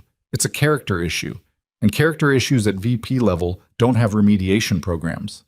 She said it clearly and without drama, because it was true, and because she'd already made the decision, and pretending otherwise would have been the kind of softening she didn't have patience for. Silas was looking at her with that measuring quality again, but it was different than it had been this morning on the sidewalk. This morning, the measuring had been about threat assessment, how much to trust, how much to give, how much the next 30 seconds was going to cost him. Now it was something else. She thought it might be the specific way a person looked at something when they were trying to decide whether to want it. Wanting something was a risk. She understood that. It was a risk that got larger the more times you'd wanted something and had it taken away. And Silas Cole had had enough things taken away that wanting something, even something reasonable, even something he was qualified for and deserved, would carry a weight of exposure that she couldn't entirely account for. "Can I ask you something?" he said. "Yes." "Why are you doing this?" Not challenging, genuine. "Not the lobby thing." "I understand the lobby thing. That was right, and I know it was right. I mean this, the position, the petition, the—" He stopped, looked for the word. "The degree of effort." She thought about the honest answer, which was multiple things that didn't resolve into one clean explanation. "Because my father wrote it down," she said, "and then he died before he could do anything more with it. And I found it, and I read it, and I came to understand that this company was part of what happened to you, indirectly, imperfectly, but part of it. And I run this company now." She paused. "And because the right person for the role is sitting across from me, and I'm not willing to waste that because of a borrowed tie and a scuffed jacket and 15 years of bad paperwork." Something moved across his face. Not sentiment, more like the quiet movement of something that had been braced against something for a very long time and had just registered that the pressure was different than expected. He was quiet for long enough that Patricia made a small movement, not interrupting, just adjusting her weight in the chair the way people did when a silence had gone on past the length where they needed to hold position. "I'll need to think about it," Silas said. "Not the work. I understand the work, and I can do the work. But—" He stopped again. He looked at the window and then back at the table. "I need to call someone before I say yes to anything." "Decker?" Vivian said. "Yeah." He looked slightly surprised that she'd landed on it immediately. If this is real, then it should be. I want him to know first, before it becomes official. He went through the same thing I did, and the only difference between us is that he got out of maritime voluntarily and I got pushed. I'm not going to walk into something like this without making sure he hears it from me directly." It was an unexpected thing to say, and it landed with unexpected weight. Not because it was noble, it wasn't performing nobility. It was just the honest reasoning of a man who thought about the people in his history before he moved forward without them. "Take the time you need," Vivian said. "The offer isn't going anywhere." He nodded. "There's one more thing," Patricia said. She'd been quiet for the last several exchanges, which with Patricia meant she was waiting for the right moment rather than being deferential. "The public record, the regulatory finding, the partial clearance, the Kelleran incident as it currently exists in documented form, all of that is going to take time to correct through official channels. Petitions have timelines. The successor review body meets on a quarterly schedule." She looked at Silas. What Vivian is offering you in terms of employment is separate from the regulatory petition and can proceed independently of it. But I want you to understand that the official correction of the record is something we're committed to pursuing regardless of whether you accept the position. That's not contingent. Silas looked at her. You're saying I don't have to take the job to get the petition filed? Correct. The petition is being filed because the record is wrong and it can be corrected. That's the reason.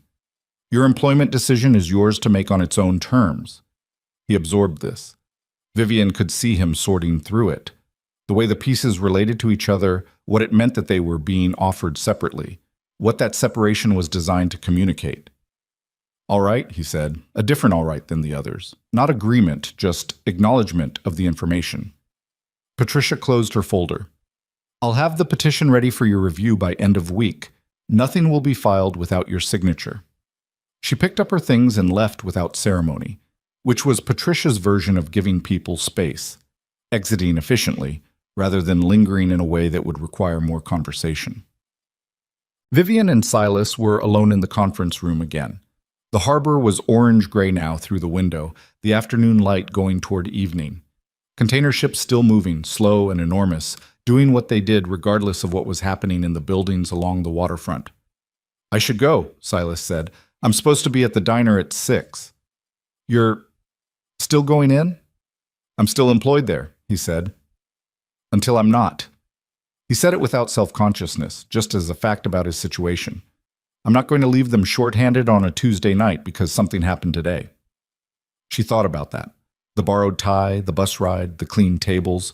A man who'd led a water rescue in 10-foot swells and spent 15 years after that doing whatever was available and showing up when he said he would, because that was the version of integrity that was available to him.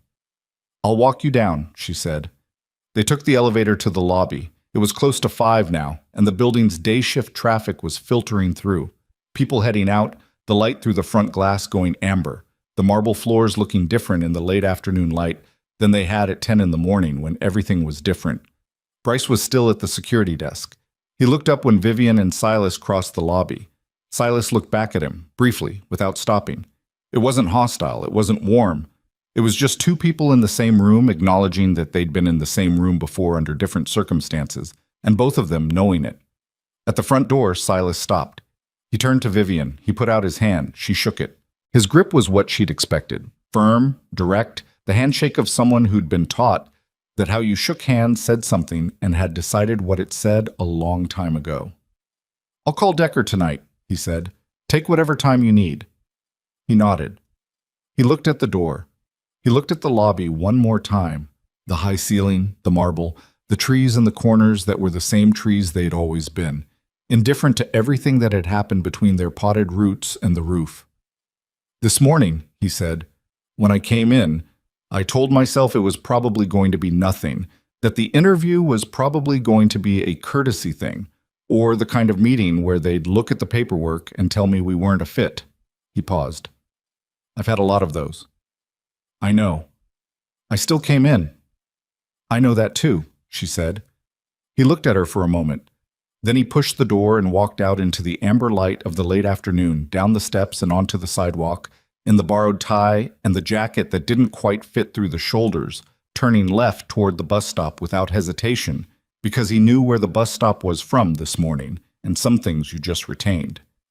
Vivian stood at the glass front of the building and watched him go. The conversations that followed happened in the order she'd planned them, which was the order that made the most logical sense, even if it didn't make the easiest emotional sense.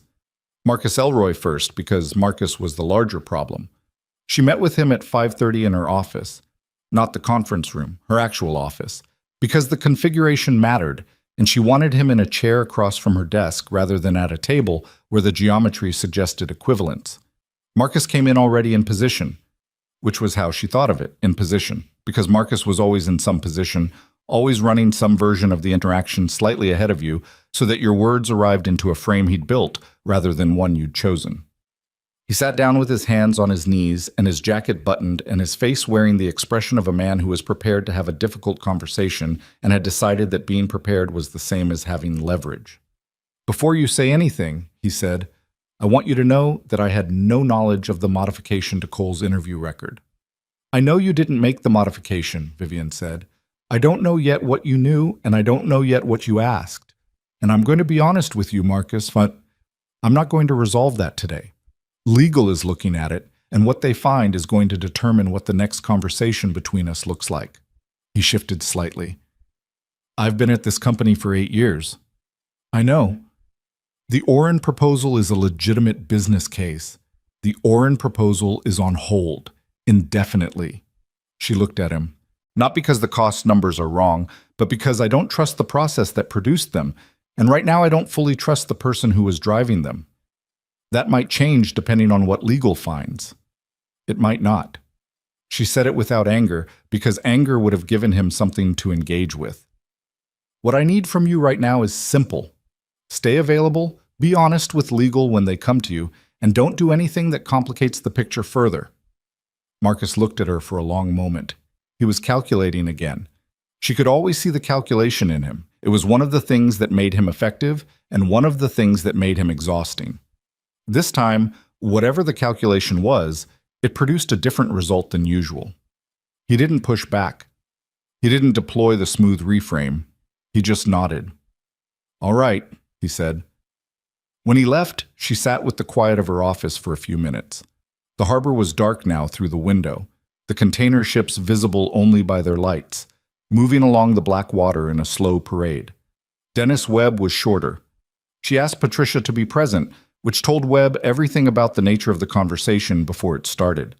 She walked him through the system log documentation, the credential modification, the specific decision he'd made, and what it had cost.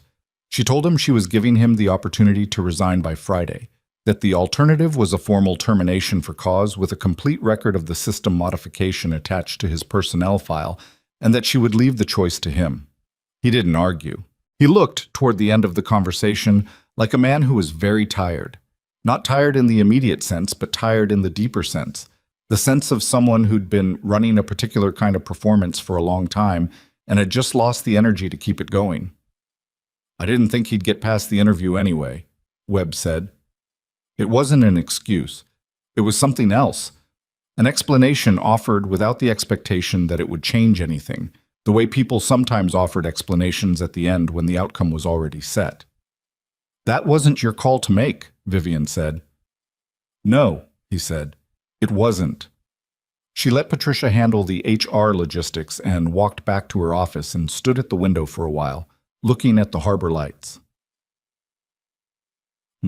Silas called her the following morning. It was 8:47. She knew because she was already in. She was always in early, and her phone was on the desk when it buzzed with the number she'd given him. I talked to Decker, he said. How did that go? A pause. Better than I expected. Worse than I hoped in some ways. He has some things he's been carrying around from the Kelleran review that he hasn't fully put down. Knowing that your father documented it, that hit him harder than I thought it would. Another pause. But he'll do the statement. He said yes. I'm glad. He also said, Silas stopped. When he continued, his voice had a different quality than it had had yesterday. Not softer exactly, but less armored. He said I should take the job. He used some language I won't repeat, but the core message was that. Vivian sat down at her desk. And what do you say? The pause this time was longer, long enough that she could hear the ambient sound on his end, something like kitchen noise, which meant he was at the diner, which meant he'd called her before his shift. I say yes, Silas said. I say yes, and I want to understand the full scope of the role, and I want it structured correctly, and I want to know what authority I'll actually have versus what authority looks good on an org chart. He said the last part without apology, because he'd been in enough positions where the authority was theoretical to know that the distinction mattered. But yes, we'll structure it correctly, Vivian said. You have my word on that, and you can hold me to it. I intend to. There was a brief silence that was not uncomfortable. Outside Vivian's window, the harbor was morning bright, the water going blue-gray in the early light, the container ships doing their slow, patient work along the waterfront. One more thing, Silas said. Yes? The diner. I need to give them 2 weeks. She had been half expecting something complicated, and the simplicity of it caught her slightly off guard. Of course, she said. They've been good to me, he said. Not everyone has been, and they have been, and I'm not going to walk out on a Tuesday night crowd without finding them coverage first. 2 weeks is fine. All right. He paused once more. Tell your father's people, Patricia, tell her I'll have some additional detail to add to the petition about a conversation with Decker on the night of the rescue before anyone knew there was going to be a review. Decker remembered something I'd forgotten, and it's specific enough to matter. I'll tell her. Good. A beat. I'll see you in 2 weeks then. 2 weeks, Vivian said. The call ended. She put the phone down on the desk and looked at the harbor for a long time, the water moving in the way water always moved, indifferent to the specific weight of things but carrying everything anyway, the way it had always done, all the way from the Kelleran shelf to here. She thought about her father's last line. Whatever this company can do, when the time comes, it should do. She picked up her phone again and called Cleo. I need HR to begin the paperwork for a new senior role, she said. Director of Maritime Safety Operations, reporting directly to me. She paused. And I need the lobby security log from yesterday morning removed from the general system and transferred to the personnel file we're building. All of it. I want a complete record. Got it, Cleo said. Anything else? Vivian looked at the harbor. Get me the full Oran Maritime audit history, she said. Everything they've submitted. I want to read it myself before anyone else touches it. I'll have it by noon. Thank you, Cleo. She put the phone down. The morning moved forward the way mornings did, with the specific indifference of time, which kept going regardless of what had been resolved and what was still in process, and what two people had said to each other on the phone in the early light before a shift at a diner started. 2 weeks, Silas had said. 2 weeks felt like both nothing and a long time, depending on where you were standing. The 2 weeks passed. The way 2 weeks passed when you were working two different lives simultaneously, slowly in the mornings, fast by the end of the day, and strange in the middle where the two lives overlapped in your head without quite making sense next to each other. Silas worked his shifts at the Port District Diner. He covered a Tuesday dinner rush, 2 Saturday mornings, a Wednesday lunch where the short-order cook called in sick, and Silas ended up at the grill for 4 hours straight, moving through the rhythm of it the way he'd moved through every physically demanding thing he'd ever done. Without drama, without complaint, by simply staying in motion until the motion was no longer required. His manager, a woman named Bev, who'd been running the place for 11 years and had the specific brand of competence that came from never having been able to afford incompetence, noticed that he was different those 2 weeks. Not distracted. He wasn't the kind of man who got distracted, but somewhere else in some layer beneath the surface, operating on a frequency she couldn't quite tune into. On his last shift, a Friday, Bev made him a plate of eggs and toast and sat across from him at the counter after the dinner rush had thinned to 2 tables. You got something lined up, she said. It wasn't a question. Yeah. He ate for a moment. Maritime Company, director-level position. She looked at him. Bev was 58 and had seen a lot of things in a diner that served the dock district, and one of the things she'd seen was the specific way certain people arrived in places like hers. Not broken exactly, but misaligned, like something in them was pointed in a direction the current environment couldn't accommodate. She'd seen that in Silas from his first week, the way he cleaned tables with a thoroughness that was disproportionate to the requirements of the task, the way he listened to the dock workers talk about the water with an attention that was different from the attention of someone who hadn't been out on it. Maritime, she said. Yeah. That where you came from? Long time ago. She poured him more coffee without asking. You going to be all right there? He looked at her. It was a genuinely simple question, and he took it seriously because she'd asked it seriously and because Bev had a way of asking things that deserved real answers. I don't know yet, he said, but I think so. She nodded. Good enough. When he left that night, she gave him an envelope with 2 weeks of additional pay she'd been quietly setting aside since his second week. When she'd understood the kind of man she'd hired and had started worrying, in the background of her days, about what came next for him. He tried to give it back. She told him to stop being stupid. He kept it. He rode the bus home to the Declan Flats with the envelope in his jacket pocket and the harbor visible in strips between the buildings as the bus moved through the city, the water dark and present and running all the way out to wherever the sky came down. He called his sister in Beaumont that night. She picked up on the second ring, which meant she'd been waiting. She'd known something was happening because he'd told her, briefly and inadequately, the week before.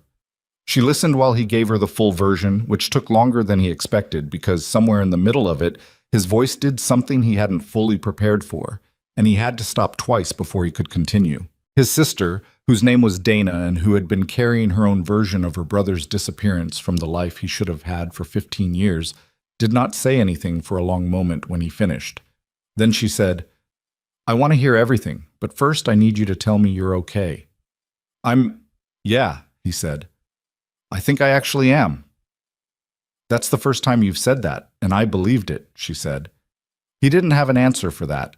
He just sat with it, on the edge of his bed in the studio apartment with the cracked mirror above the bathroom sink, and let it be true. The Monday morning he walked into Hart Maritime Tower for the second time was different from the first in almost every measurable way. It was different in the light. The sky had broken open into actual blue, the harbor bright and chop-covered, the kind of morning the city got maybe 30 times a year, and that made the waterfront look like it had been placed there on purpose. It was different in how he was dressed. His own jacket this time, darker, fitted correctly through the shoulders, bought in a second-hand shop on the Strand District on Saturday morning because he'd stood in front of his closet and understood that the borrowed tie had served its purpose, and he could let it go now. It was different in what he was carrying. A leather folder that had belonged to his father, worn at the corners in the way good things went worn, containing the notes he'd made over the past 2 weeks about Hart Maritime's current safety infrastructure and what he already knew needed to change. He'd spent the 2 weeks reading. Vivian had sent him the company's current operational documentation, the incident report archive, the contracting records for their field response units, and the safety compliance filings from the previous 3 years. He'd read all of it. Not skim read, actually read, with a pen in his hand and the leather folder filling up with questions and observations, and the specific kind of judgment that came from 11 years of knowing the difference between what a safety protocol looked like on paper and what it looked like at 11 o'clock at night in 8-foot swells 40 miles offshore. What he'd found was not catastrophic. It was something potentially more dangerous than catastrophic, which was the condition of things being almost right, close enough to correct that they passed inspection, far enough from correct that they would fail at exactly the moment when failure was least affordable. He was going to have a lot to say about that. He was going to say it clearly, in rooms with people who had more institutional authority than he did, and who were going to need to be convinced, and some of them were going to resist, and that was fine. He'd spent 15 years being someone that people in those rooms didn't have to listen to. That had changed, and he was going to use it. The front doors opened. He went in. The lobby was its own thing. He'd thought about this, about how it would feel to walk back into the marble space where 2 guards had grabbed his arm 4 weeks ago, where 200 people had stood and looked at him while Vivian spoke about the Kelleran incident and his name and 15 years of buried documentation. He'd thought about it, and he'd decided, in the way he decided most things, that feelings about a room were not a reason to behave differently in it. But the lobby was different anyway, not dramatically, not in any way that would have been visible to someone who hadn't been in it on that other morning. But the people at the reception desk looked up when he came in, and one of them, a young woman he hadn't seen before, said, "Good morning, Mr. Cole," before he'd introduced himself, which meant she'd been told who he was and that he was coming, and the simple fact of being expected rather than challenged was its own thing that he wasn't entirely prepared for. Bryce was at the security desk. They looked at each other. It was a brief look, both of them knowing that there wasn't a version of this that was comfortable, and both of them old enough and grown up enough not to need it to be comfortable. Bryce gave him a nod. Silas gave one back. It wasn't resolution exactly. It was acknowledgement that 2 people had been in the same room when something went wrong and were now both going to have to keep existing in that room, and that the only way forward was through. He took the elevator to the 34th floor. Well, Vivian was already in the conference room with Cleo and a woman he hadn't met, introduced as Renata Fuhrman, head of operations strategy, who had the specific quality of attention of someone who had already read everything about him and had formed opinions she was keeping to herself until she'd heard him speak. He liked that about her immediately, the withholding until verified approach. It was honest. There was also Patricia Sowers with her legal pad, who said good morning without ceremony and then looked back at her notes because she had things to attend to. Vivian stood up when he came in. She didn't make it a moment. She just stood, offered her hand, and said, "Welcome back," in a tone that treated it as the practical thing it was and not the weighty thing it also was, which he appreciated. "Thank you," he said. They sat down. The first meeting lasted 3 hours. It was not a formality meeting. No one treated it like one, and he hadn't been prepared for one. Vivian had structured it as a working session. Here is the current state of our maritime safety infrastructure. Here are the decisions pending. Here is what we need someone in this role to do in the next 90 days. She went through it with the specificity of someone who had done the reading herself rather than delegating it, which told him something about what kind of CEO she was. When she finished the overview, she looked at him. "What did you see in the documentation we sent you?"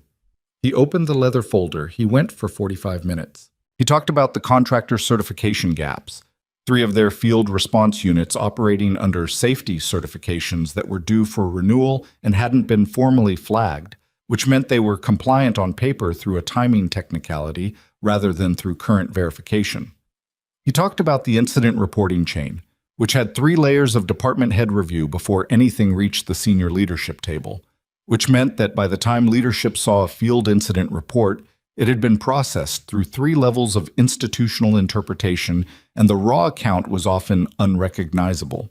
He talked about the Oren Maritime proposal, not as a judgment on whether Oren was a good company, but as a structural question.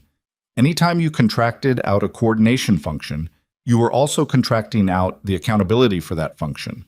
And the Kelleran incident was a direct example of what happened when accountability was contractually ambiguous and something went wrong. He said all of this without softening it, because it didn't benefit anyone to soften it. Renata Fuhrman, who had been taking notes with the focused efficiency of someone who took notes because the information mattered rather than because the gesture was expected, looked up. "The certification gap. How did you identify that? It's not flagged in any of the compliance filings." "That's exactly why I identified it," Silas said. "The compliance filings are the last place you'd find it. You find it in the field unit manifests, cross-referenced against the certification renewal schedule, which is in a separate system that doesn't automatically sync with compliance reporting." He paused. "Which is itself a problem." Renata looked at Vivian. Vivian looked at Silas with the expression she had when something had been confirmed rather than discovered. "When did you find the certification gap?" Vivian said. 4 days ago. I spent about 6 hours on it." He looked at his notes. 3 units. 2 of them are on active deployment rotation. I'd want those pulled for recertification before they go out again." "How quickly?" Renata said. "Before the end of this week." Renata wrote something and underlined it. The conversation continued. It was the kind of conversation that left Silas slightly depleted at the end of it, not because it was difficult, but because it was the most professionally engaged he'd been in years. And that level of engagement used muscles that had been underworked for a long time, and that needed warming up. And the warming up process was its own kind of exhaustion. When it broke up at noon, Vivian walked with him to the office that had been prepared for his arrival. It was on the 32nd floor, not executive level, but not the departmental floors either. A deliberate middle positioning that said, adjacent to leadership, accountable to operations, belonging to neither camp fully. She'd told him that in their second phone call, and he'd understood it as accurate rather than as a consolation. The office had a window. It looked east, which meant it looked toward the harbor. He stood in the middle of it for a moment after Vivian left, with his leather folder under his arm and the bright morning coming through the glass and the harbor laid out below in the way the harbor always was, patient, massive, going all the way to the edge of where the sky came down. He was not going to make too much of this. He had a policy about not making too much of things, because making too much of things created a version of them in your mind that the reality was always going to fail to match. He was going to do the work. He was going to do it correctly. He was going to be, in this building, the person he had always known himself to be and had spent 15 years unable to demonstrate in any context that was visible to anyone with the power to confirm it. That was enough. That had to be enough. And actually, looking at the harbor, at the water moving in the specific way it moved when the morning was clear and the current was running well, it actually was.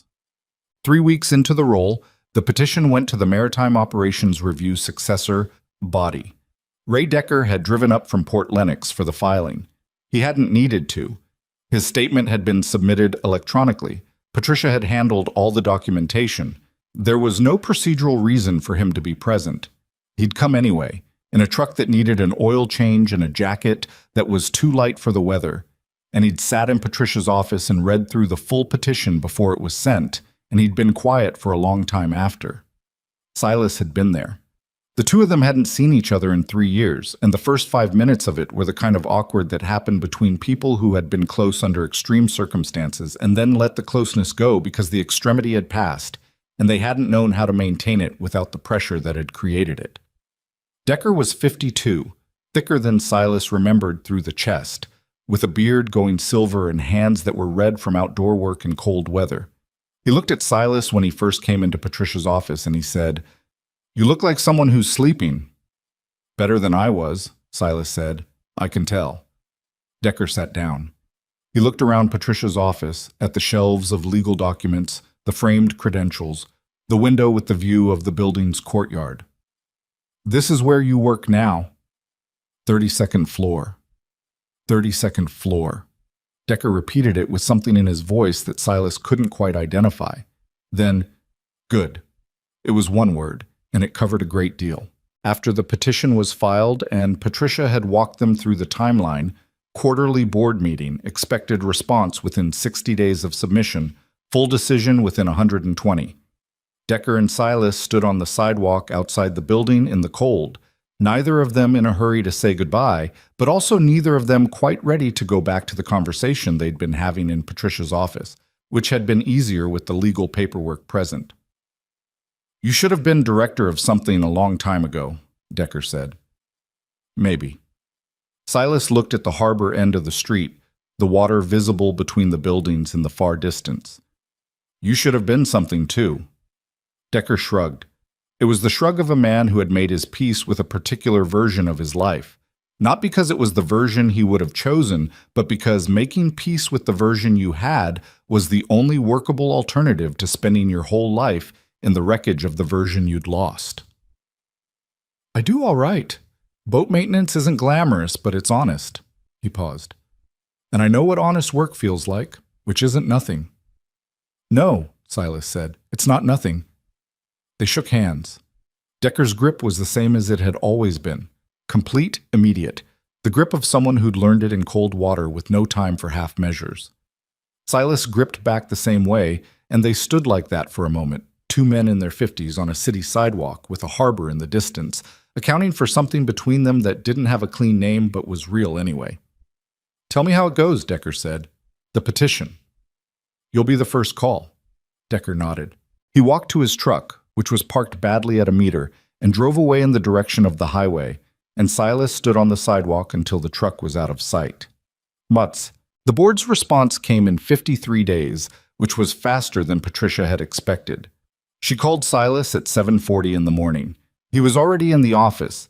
He was always in early, it turned out, which had already become a known fact among the early arriving staff on the 32nd floor.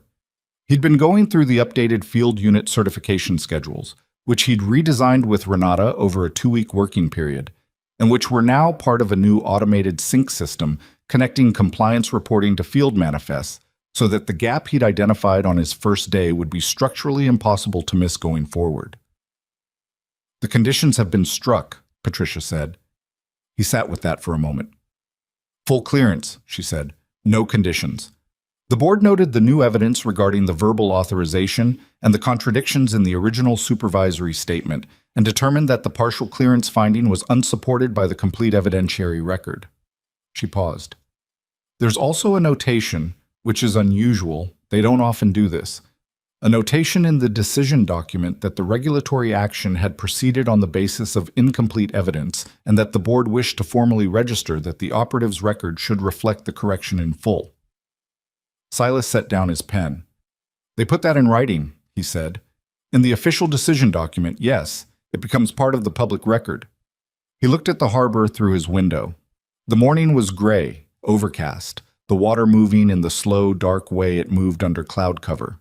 He could see a cargo vessel making its way along the channel, low in the water with the weight of whatever it was carrying, the kind of ship that moved through weather and water without asking anything of either. "Thank you, Patricia," he said, "for all of it." "The work was yours and Ray Decker's," she said. "I just filed the paperwork correctly." After he hung up, he sat in the office for a while without doing anything in particular. He wasn't processing it toward any specific emotional outcome. He was just sitting with it, the way you sat with something that had been a wound for so long that its absence was as strange as its presence. The way you sat when something was over and you weren't entirely sure yet what the landscape looked like without it. He called Decker. Decker picked up on the fourth ring, out of breath, outside somewhere with wind noise on the line. "It came back," Silas said. "Full clearance, conditions struck." Silence on the line. Wind. "Say that again," Decker said. "Full clearance?" They put it in writing, a notation that the action had proceeded on incomplete evidence. More silence. When Decker spoke again, his voice was different, the roughed-up quality of a man who had just received news that had reached somewhere below the surface level and caught something down there. 15 years, Decker said. "Yeah. 15 years, and a piece of paper finally says what actually happened." "Yeah." A long pause. "You okay?" "I think so," Silas said. "You?" "Working on it." Decker exhaled. "Buy me a beer sometime." "Absolutely." "Good." Another exhale. "Good." "Okay. I gotta go. I'm in the middle of something here." A pause. "Silas." "Yeah." "You earned this. Don't let anyone tell you otherwise, including yourself." Silas looked at the harbor. "Same goes," he said. He told Vivian in person, which felt like the right way to do it. He knocked on her office door at 9:30, which was the specific window of her morning that Cleo had told him was generally free, and she was at her desk with a coffee cup and 3 folders and the expression of someone who had been working for a while already. She looked up. "It came back," he said from the doorway. She set down the coffee cup. "Full?" "Full. Conditions struck." And a formal notation. She stood up. Not dramatically. She just stood, which for Vivian was its own form of emphasis. She looked at him with something in her expression that was close to what he'd seen in the lobby weeks ago when she'd said she was taking her father at his word, but quieter, more interior. "My father would be glad," she said. She said it simply, without decoration, which was the only way it could be said and remain honest. "I think he did more than he knew," Silas said, keeping that file. "It would have been easier not to." "He was good at the hard version of easy things." She looked out the window. "He wasn't always right about everything else, but that one he got right." Silas nodded. He thought about a man he'd never spoken to again after pulling him over the rail of a rescue vessel in the dark. A man who'd written down everything and put it in a drawer and kept it for someone who came later, which was its own kind of act. Not heroic, not dramatic, just the quiet decision to preserve the truth against the possibility of a future that might be able to use it. There were things people did in the middle of their lives that didn't reveal their importance until much later. Most of those things went unwitnessed and uncredited. The fact that this one had ended up mattering didn't make it more noble than the ones that disappeared without trace. It just made it visible. And visibility, Silas had learned over 15 years of its absence, was not the measure of the thing itself. "I want to ask you something," Silas said, "about the lobby. That day." Vivian looked at him. "Go ahead." "You said the reason you did it publicly was because the people who saw what happened in the morning deserved to know what they'd seen." He paused. "That was true, but I've been thinking about it, and I think there was something else." She waited. "I think you did it because the same lobby that was used to diminish something was the only place where it could be adequately corrected," he said. not as a symbolic gesture, because the geography actually mattered. Basal, the same floor, the same marble, the same people. You can't correct in private what was done in public and have it mean the same thing. She looked at him for a moment. Yes, she said. That's exactly it. Your father understood that too, Silas said. He just didn't have the timing. Vivian looked at the window and the harbor beyond it, and she said nothing, and the nothing she said was the right kind. The work itself, once it settled into its own rhythm, was what Silas had expected and also different from what he'd expected in ways that surprised him. He'd expected the resistance, and the resistance was there. Not hostility, mostly, but the friction of people who had been doing things a particular way and who needed to be shown rather than told that the particular way had gaps in it. He was patient with this. He'd been the person without institutional authority for long enough to know that the path through resistance was demonstration rather than declaration, that you brought people along by showing them the problem before you named the solution, and that the ones who came along that way stayed along longer than the ones who were simply overridden. There were some who didn't come along. 2 department supervisors in the Field Operations Division who had enough tenure to feel entitled to their processes and enough defensiveness to mistake that entitlement for principle. Silas handled both of those situations the same way. Directly, in person, without the mediation of HR on the first conversation, and with the clear understanding that the second conversation would involve HR, and after that would involve Vivian. Neither of them wanted the second conversation. Both of them adjusted, imperfectly and reluctantly, which was sufficient. Renata Foreman turned out to be, 3 months in, the most valuable professional relationship he'd built in the building. She had the kind of strategic mind that complemented operational thinking. She saw systems. He saw the places where systems met the real world, and the meeting was not as clean as the diagram suggested. They had arguments, actual arguments, about the restructured contractor oversight framework and about the incident reporting chain revision, and about 3 other things that he'd stopped being able to name separately because they blurred into a general, ongoing conversation about how the company's safety infrastructure should work and what it was for. The arguments were good. They were the kind of arguments that produced better outcomes than either person's initial position. He thought about this sometimes, about what it had been like to have had ideas and judgment and experience and no room to put them. The specific frustration of knowing what the right call was and having no standing from which to make it. That frustration didn't disappear entirely when you got the standing. It transformed into something else, a responsibility, and a specific kind of vigilance about whether you were actually using it correctly or just finally having something you'd been denied and mistaking possession for competence. He tried to stay on the right side of that line. He didn't always manage it. He made decisions that in retrospect had moved too fast, and he made some that had moved too slowly. And he learned from the ones that cost him something, a relationship with a field coordinator who needed a different approach than Silas had given him, a protocol revision that he'd pushed through without enough consultation and had then had to walk back and redo more carefully. He walked those things back when they needed walking back, which was itself a thing he'd had to learn as something separate from competence. That acknowledging when you'd gotten it wrong was not the same as undermining your authority, that the people who worked for you trusted you more when you showed them you understood the difference between a position and a certainty. He was imperfect at all of it. He was getting better. 6 months after his first day in the office, Silas was in the building lobby at 7:15 in the morning when the cleaning crew was still working on the far side and the marble floor was damp in a strip along the east wall. He'd come in early for a reason. He had a field unit briefing at 8 and wanted the full hour before it to go through the safety assessment forms they were reviewing.